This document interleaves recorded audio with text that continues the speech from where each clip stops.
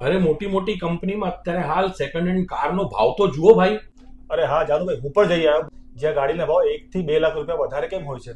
અરે મોટી મોટી કંપનીઓમાં આટલા બધા માણસો કામ કરતા હોય અને આટલી મોટી જગ્યા લઈને એ લોકો કામ કરતા હોય, તે બધું ભાડું અને માણસોના પગાર એ કાઢશે ક્યાંથી? તમારામાંથી જ કાઢશે ને. એટલે ગાડીની પ્રાઇસ ત્યાં વધારે હોય છે. અરે હા, એટલે જ ત્યાં 3 લાખ વાળી ગાડી 4 લાખમાં હતી અને 5 લાખ વાળી ગાડી 7 લાખમાં મળતી હતી. બોલો. આમાં એવું છે ભાઈ, આ બધી મોટી કંપની વાળા ગાડીઓ પહેલા ખરીદી લે છે અને શોરૂમે રાખીને વેચતા હોય તો એમનો નફો તો લેવાના જ. તો આપણા ત્યાં વેલોસિટી કાર બજાર અમદાવાદમાં કઈ રીતનું છે? આપણા ત્યાં વેલોસિટી કાર બજાર અમદાવાદની અંદર કોઈ પણ ગાડી ડાયરેક્ટ કસ્ટમરની જ હશે, વેલ મેન્ટેન હશે, સારી ફેમિલી વાળાની ગાડી હશે અને અમે લોકો ખાલી 2% કમિશન ઉપર જ કામ કરીએ છીએ. એટલે પ્રાઇઝિંગ માટે બેફિકર રહેજો, કેમ કે પ્રાઇઝિંગ ડાયરેક્ટ કસ્ટમરે જે આપેલી હશે એ જ પ્રાઇસમાં અમે સેલ કરીશું ભાઈ.